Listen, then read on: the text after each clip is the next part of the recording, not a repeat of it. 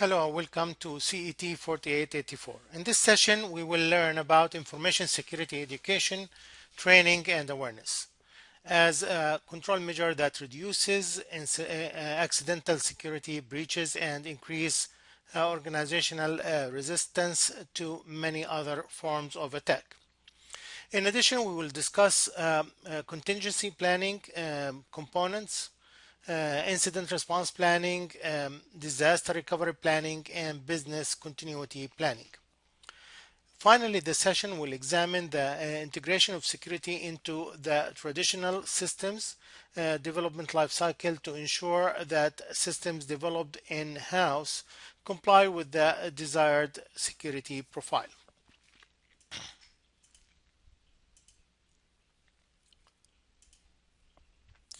In the last session, we discussed frameworks that can be used as skeleton to build the organization's security system. Another way to build the company's security system is using baselining and best practices. Baselining and best practices are solid methods for collecting security practices, but they can have the hard or the drawback of providing less details for the design and implementation of all the practices needed by an organization than would a complete methodology. However, it's possible to gain information by baselining and using best practices to piece together the desired outcome of the security process and thus work backwards to an effective design. You look at other people and the best practices and what other organizations are doing, and you put together a plan to what you need to implement on your organization. The federal agency security practice site at NIST or under NIST.gov is designed to provide best practices for public agencies, but it can be adapted or adopted easily to private institutions. The documents found in this site include specific examples of key policies and planning documents, implementation strategies for key technologies, and outlines of hiring documents for key security personnel. Security architecture will be designed as a sphere or layers of security. With each layer, there is a different level of control. Management controls cover security processes that are designed by the strategic planners and performed by security administration of the organization.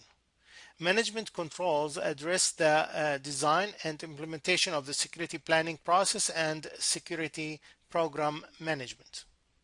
Operational controls deal with the operational functionality of security in the organization. They cover management functions and lower level planning, such as disaster recovery and incident response planning. Operation controls also address personnel security, physical security, and protection or the protection of production inputs and outputs. Technical controls address those tacticals and technical issues related to designing and implementing security in the organization. Technical controls cover logical access controls like identification, authentication, authorization, and accountability.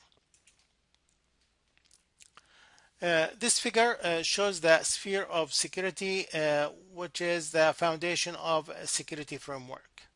The sphere of security represents the fact that information is under attack from a variety of sources. The sphere of use at the left of the figure illustrates the ways in which people can directly access information. For example, people read hard copies of documents. They also access information through systems such as the electronic storage of information. So information as the most important assets for the company to or to the security is illustrated at the core of the sphere. information is always at risk from attacks through the people and computer systems that have direct access to those information. Networks and the internet represent indirect threats as exemplified by the fact that a person attempting to access information from the internet must first go through the local networks and then access systems that contain the information. The sphere of protection at the right of the figure illustrates that between each layer of the sphere of use, there must exist a layer of protection to prevent access to the inner layer from the outer layer. And this is what we assume. We assume that if the attack can penetrate the first layer, we need to prevent it in the second layer. If it can penetrate the second, then we can prevent it in the third layer. So we have many layers that can protect the information that is in the core of that sphere. So the sphere of protection at the right of the figure illustrates those layers that must exist to prevent the penetration or the access to the information. Each shaded band is a layer of protection and control. For example, the layer labeled policy, education, and training is located between people and the information. Controls are also implemented between systems and the information, between networks and the computer systems, between the internet and the internal networks. So as you can see, there is like a layer of protection between the internet networks, systems, and information. These reinforce the concept of defense in depth. As illustrated in the sphere of protection portion of the figure, a variety of controls can be used to protect the information. The list in the figure is not intended to be comprehensive, so you can find more, you can find different things, it depends on the your company and the type of assets that you are trying to protect. So those are just examples. Those illustrate individual safeguards that protect the various systems that are located closer to the center of the sphere. However, as people can directly access each ring as well as the information at the core of the model, people require unique approaches to security. In fact, the resource of people must become a layer of security, a human firewall that protects the information from unauthorized access and use. The members of the organization must become a safeguard, which is effectively trained, implemented, and maintained, or else they too, those people or the people will become a threat to the information because of their direct relation or access to the information. As we said, notice that there is only one layer between people and information, one layer of protection. That's why we need to make sure that we are educating and training people to protect our information. One of the foundations of security architectures is the requirement to implement security in layers. Defense in depth requires the organization to establish sufficient security controls and safeguards so that an intruder faces multiple layers of controls. The point at which an organization's security protection ends and the outside world begins is referred to as the security parameter. So we need to create what we call a parameter around the system to defend or to create that security sphere. Unfortunately, the parameter does not apply to internal attacks from employees or employee threats or on-site physical threats. if you have a contractor that can come inside the system or can visit physically the organization from the inside, then you cannot control that. And that's why you need to establish policies and rules and educate the employees and the contractors. You need to train the contractors that comes inside the company on what they are allowed to do and what they are not allowed to do or to access. A few other key technology components that are important to understand during the design phase of security architecture are the firewall, proxy server, intrusion detection systems, and the DMZ zone. Firewall is a device that selectively discriminates against information flowing into or out of the organization.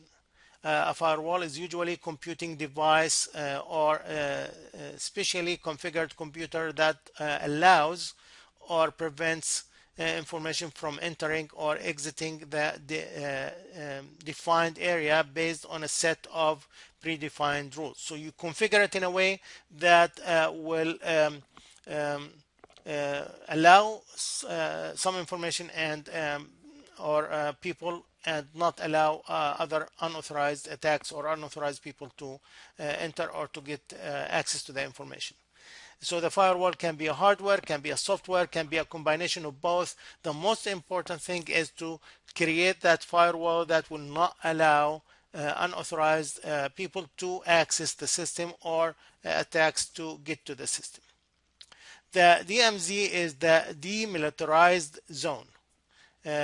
Is a no man's land between the inside and the outside networks, where some organizations place web server. Now remember that the web server, your web server, is a public information. So lots of people are visiting the website. They are trying to look at your products, at your organization, get some information. So basically it's open to the public. So how do you do that with having it open to the public, but at the same time you connect it to the products or the services that you have inside the organization? They do that through creating what we call demilitarized zone. And in the DMZ zone, you can put the server, and these servers can provide access to organizational web pages without allowing web requests to enter the interior networks. An alternative approach to this strategy is to use a proxy server or firewall. A proxy server performs actions on behalf of another system. When an outside client requests a particular web page, the proxy server receives the request, then asks the same information from the true web server.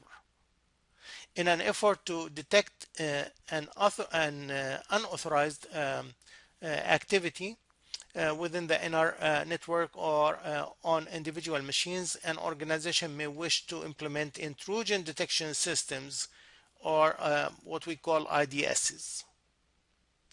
Host-based IDS are usually installed on the machine the organization wishes to protect and to safeguard for a particular system from unauthorized use. By monitoring the status of the various files stored on the system, the network, the host base can look at the files that's been changed and then trigger an alert to inform network administrators that an intrusion or a change happened to the systems and that was not authorized. For the network-based IDS systems, it looks at patterns of network traffic and attempt to detect unusual activity based on previous baselines. Once we have policies written outlining the general security policy, there is a need to implement security education training and awareness programs in the organization.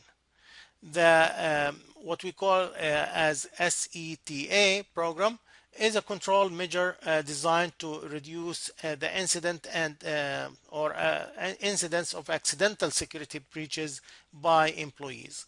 We need to educate them, we need to train them to minimize those accidents or those breaches.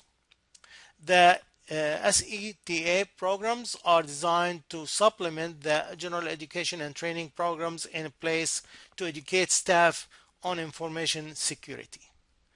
Security education and training is designed to build on the general knowledge the employees must possess to do their jobs, familiarizing them with the way to do their jobs securely. So you give them like set of rules, set of policies, and training on again, what to do on your computer and what you are not allowed to do. For example, not to bring a flash drive from home because it might be infected, which will infect the computer at work, and that can get to the network or get to the server and other information in the system. Although everyone in an organization needs to be trained and aware of information security, not every member of the organization has a formal degree or certificate in information security. We are not trying to provide them with a certificate or a degree in information security. We are trying to inform them, give them awareness, train them on the importance of security and securing information. With the support of management, certain individuals will be selected to participate in information security educational programs available from local institutions of higher or continuing education, and those people who were selected will be the information security personnel. Those are the information security officers who will be responsible for securing the information in the company.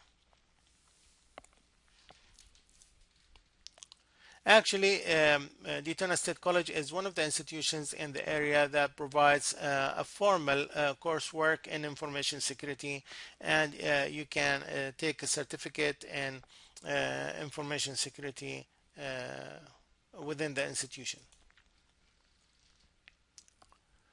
Security training programs will be in place to provide employees and members of the organization with a proper hands-on training. It's a training that will prepare employees to perform their duties securely. The training program could be developed in-house by the information security department or outsourced to a specialized professional organization which will provide the training either in person or online to the employees and provide them with the information they need to know on how to handle information within the company and securing company's assets. Although security awareness is important, it's considered the least frequently implemented program.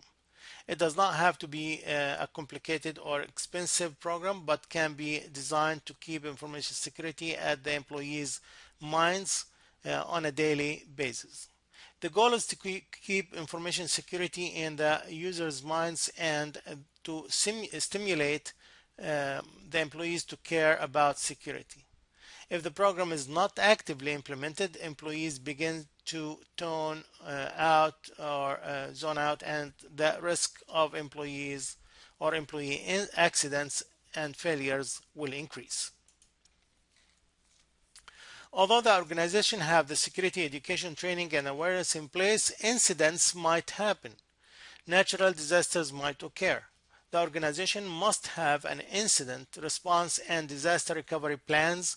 In addition, they must have a business continuity plan. We can classify incident response, disaster recovery, and business continuity planning as components of contingency planning. Contingency planning is the entire planning conducted by the organization to prepare for or react to and recover from events that threaten the security of information and information assets in the organization, and the subsequent restoration to normal modes of business operations. Incident response planning is the planning process associated with the identification, classification, response, and recovery from an incident. The disaster recovery planning is the planning process associated with the preparation for the recovery from a disaster, whether natural or man-made. The business continuity planning is the planning process associated with ensuring that critical business functions continue if a catastrophic incident or disaster occurs. The primary functions of these three types of planning are to focus on immediate response, but if the attack escalates or is disastrous, the process changes to disaster recovery and business continuity plan.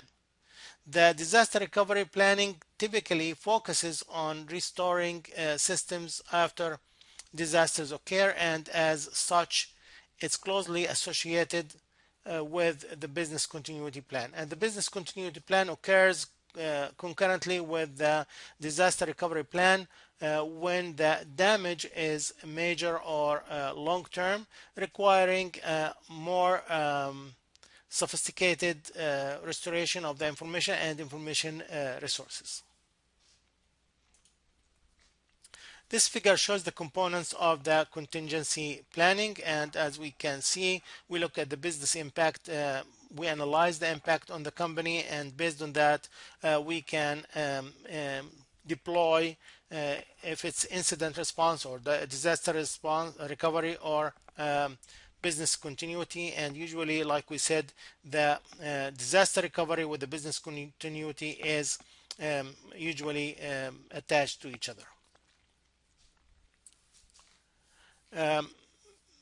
Before any planning can begin, a team has to analyze the situation and plan the effort and resources needed. The team will develop a document with all the results. A higher level manager has a support and can promote and endorse the findings of the team. This manager is called the champion of the project. Project manager leads the project and makes sure a sound project planning process is used. A complete and useful project plan is developed, and project resources are prudently managed. Team members should be the managers or their representatives from the various communities of interest, business, IT, from IT, and information security. The first phase in the development of the plan is the business impact analysis, or the BIA.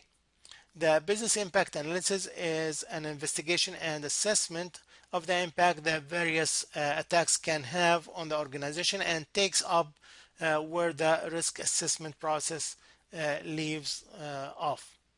The business impact analysis assumes that these controls have been bypassed, have failed, or are otherwise ineffective in stopping the attack, and the attack was successful.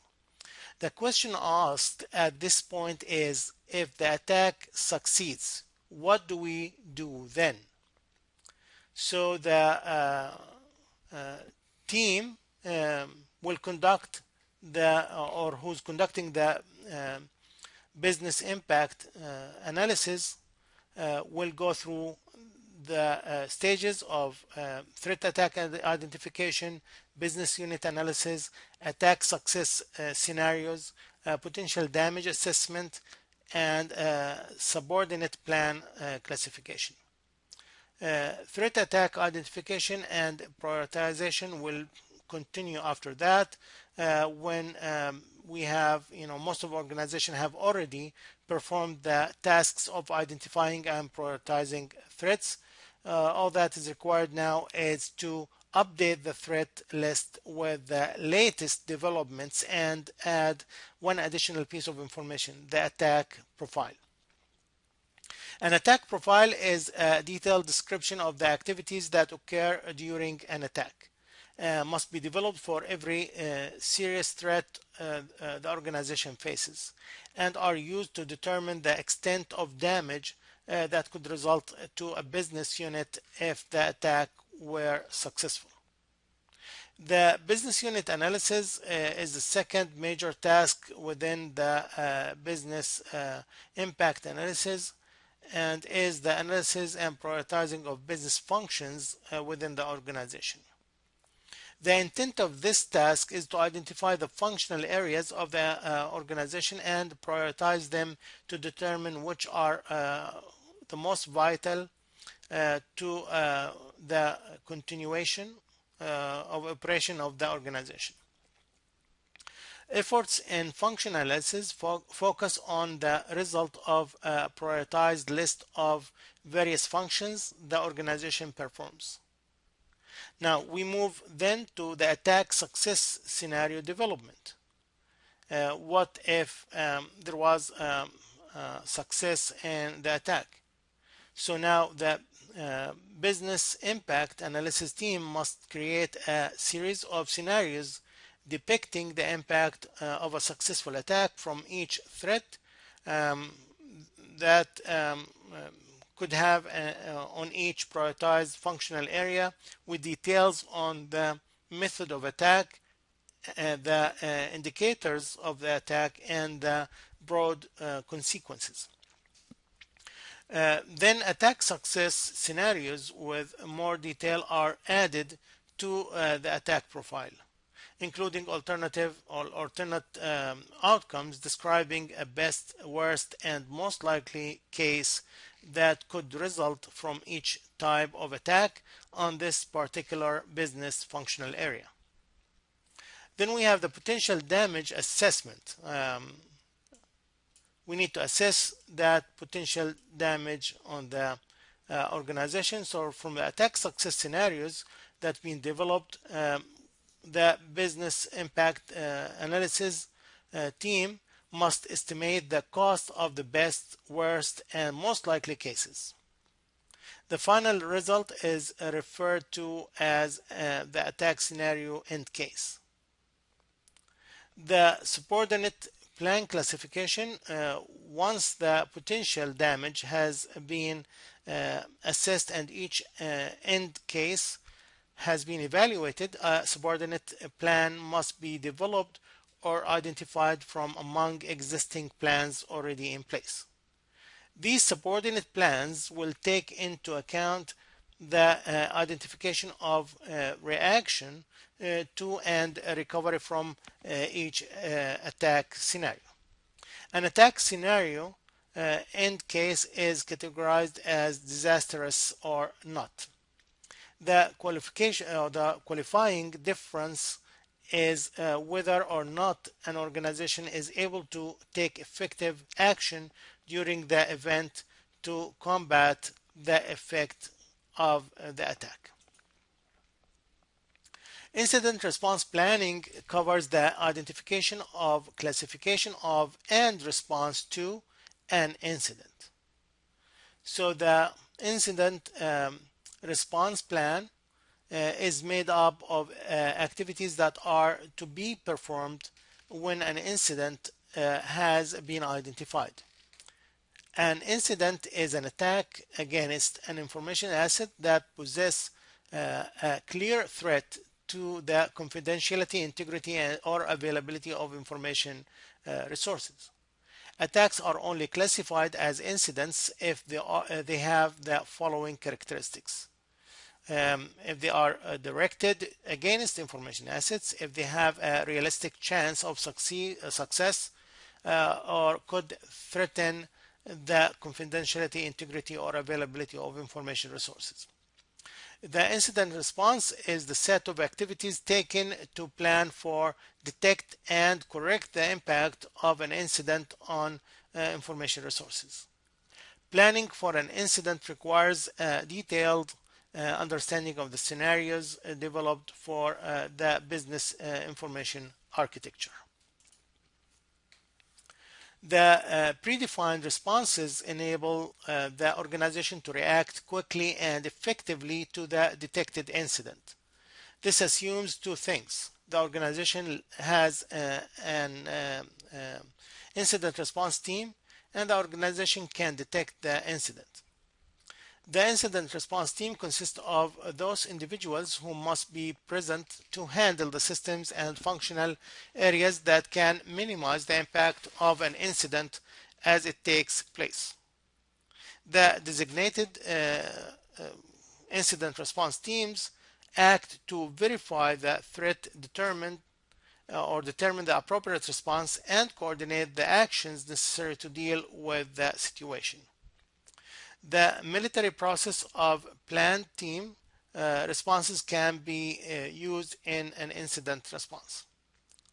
The planners should develop a set of documents that guide the actions of each involved individual reacting to and recovering from the incident. You need to tell them what to do. You need to tell the team members. You need to tell the individuals who was actually infected or impacted by the incident what to do. These plans must be properly organized and stored to be available when, where, and in a format supportive of the incident response. The designated incident response teams or team act to verify the threat, determine the appropriate response, and coordinate the actions necessary to deal with the situation. The incident response plan must be organized as the organization supports rather than embeds quick and easy access to the information needed. This can be accomplished through a number of measures, the simplest of which is to create a directory of incidents with tabbed sections for each possible incident. When an individual needs to respond to an incident, he or she simply opens the binder, flips to the appropriate section, and follows the clearly outlined procedure for an assigned role. The information in the incident response plan should be protected as sensitive information. If attackers know how a company responds to a particular incident, it could improve their chances of success in the attack. On the other hand, the organization needs this information readily available, usually within reach of the information assets that must be manipulated during or immediately after the attack. The bottom line is that individuals responding to the incident should not have to search frantically for needed information. At that point, you are already stressed, so you don't need to just try to access the information or try to find out where to access the information, especially under that kind of stress. A plan untested is not a useful plan. So you need to test the plan. The levels of testing the strategies can vary from checklist to structured walkthrough to a simulation to parallel to a full interruption. Individuals sometimes bring an unusual occurrence to the attention of systems administrators, security administrators, or their bosses.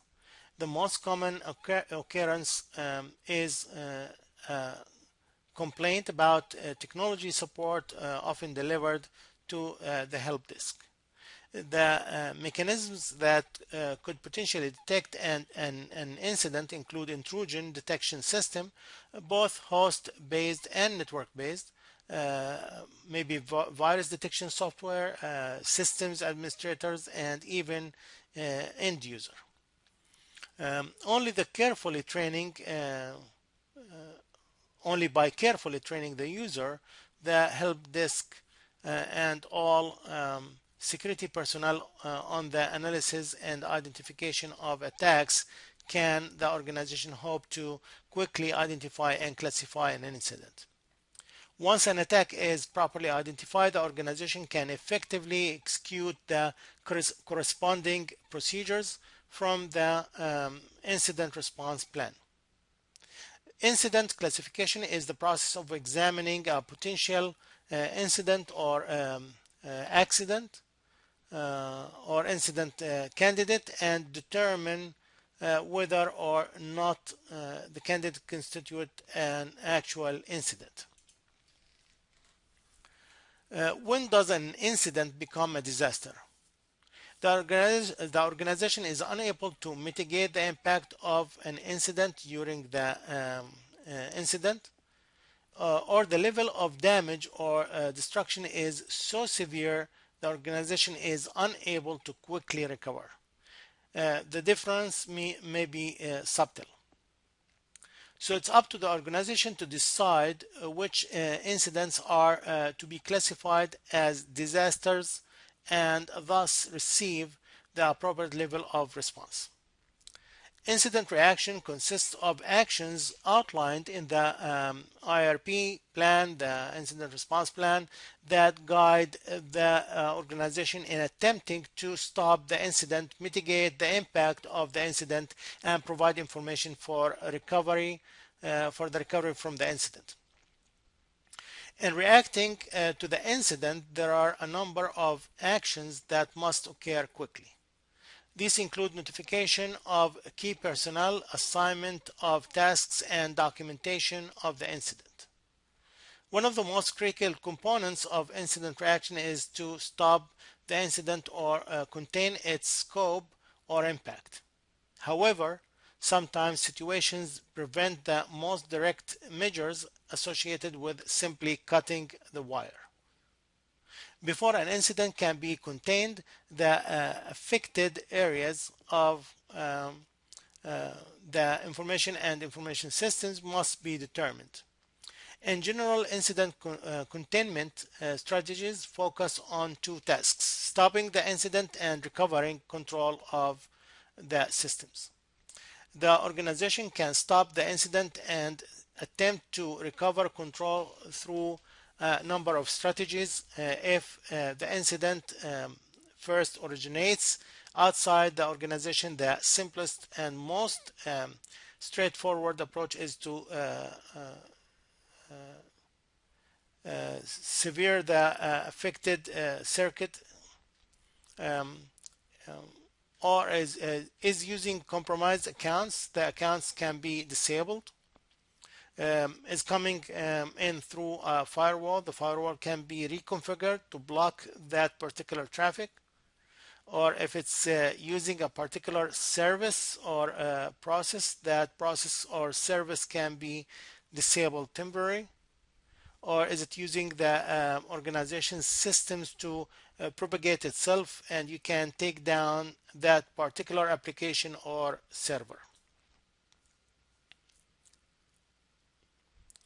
The ultimate containment option, reserved for only the most drastic of scenarios, involves a full stop of all computers and network devices in the organization.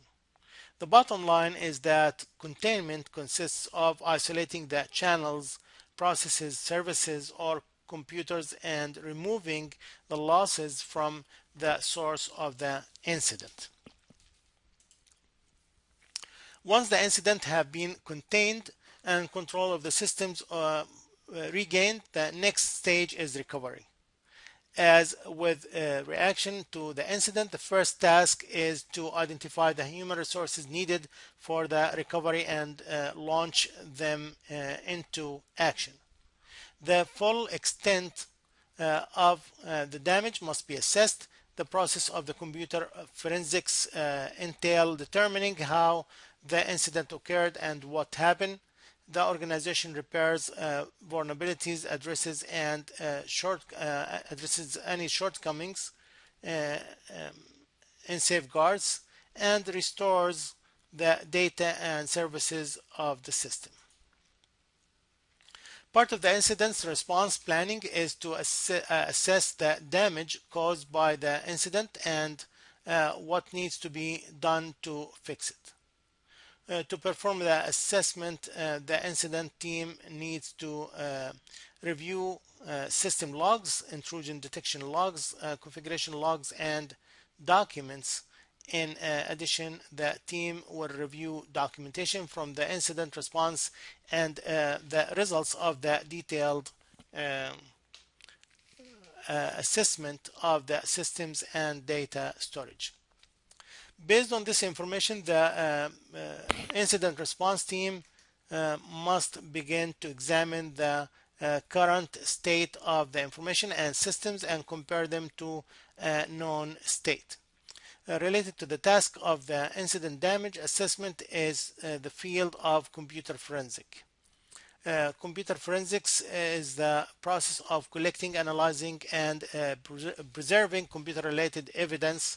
Evidence proves an action or intent, and computer evidence must be carefully collected, documented, and maintained to be accessible or acceptable in a formal or informal proceedings. So if it goes to the court, then it can stand in the court.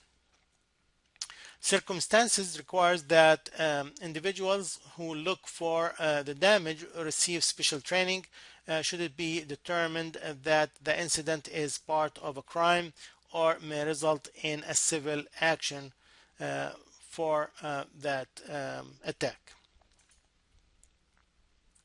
While traditional systems were configured to detect incidents and then notify the human administrator, new systems can respond to the incident threat autonomously.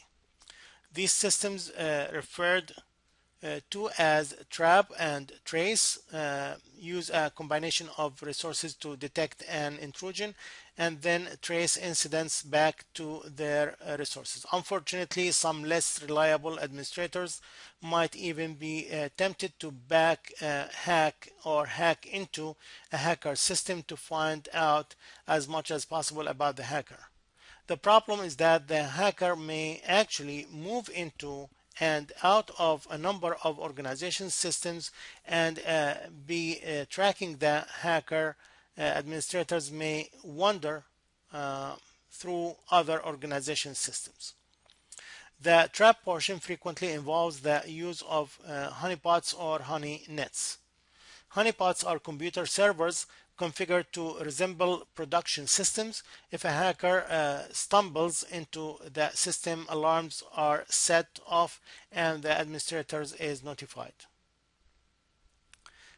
Honeynets consist of networks or subnets of systems that appear or operate similarly.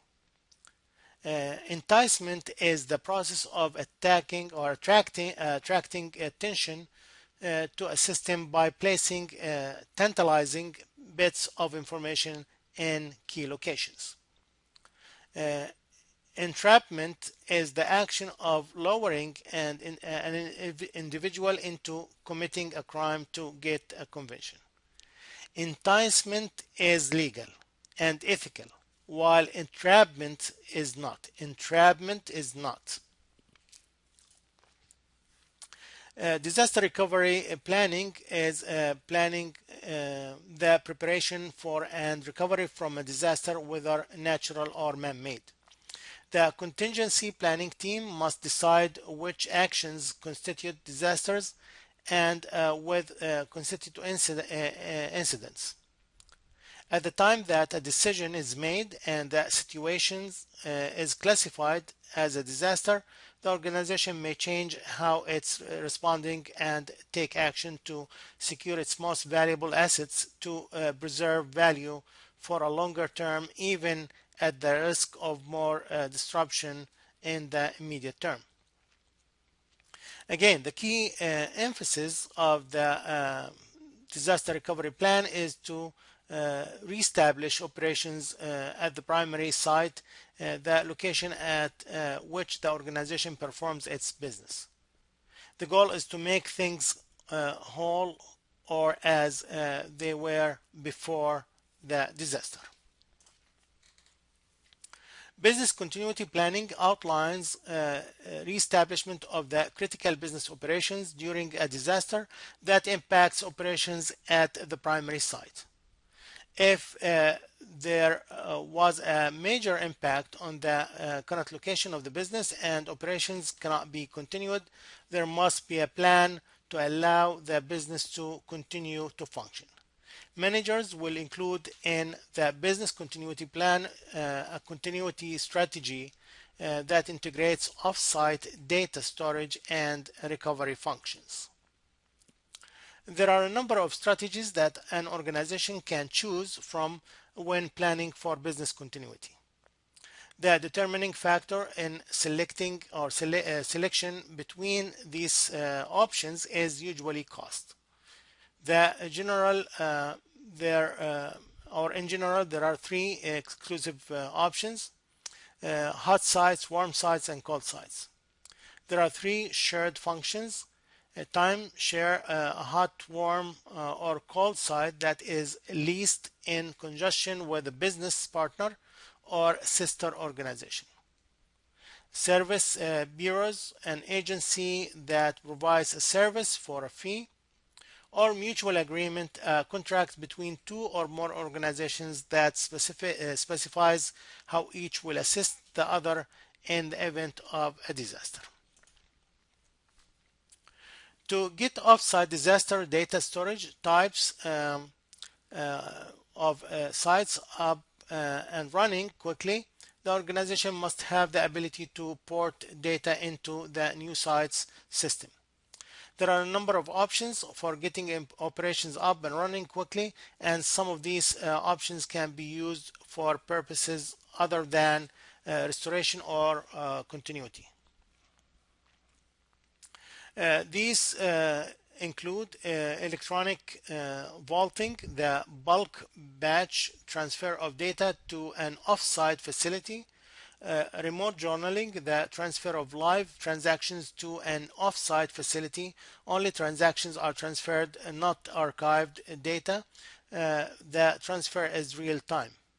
Or database shadowing, not only the processing duplicate real-time data storage, but also duplicating the database at the remote site to multiple servers. Crisis management includes the actions taken during and after a disaster. It focuses first and foremost on the people involved and addresses the viability of the business. The crisis management team is responsible for managing the event from an enterprise perspective and covers supporting personnel and their loved ones during the crisis, determining the event's impact on normal business operations, and if necessary, making a disaster declaration, keeping the public informed about the event and the actions being taken to ensure the recovery of the personnel and the enterprise, and communicating with major customers, suppliers, partners, regulatory agencies, industry organizations, the media, and other interested parties. The model presented for a consolidated contingency plan is based on analysis of disaster recovery and incident response plans of dozens of organizations. The planning process, actually there are 6 steps in the contingency planning process.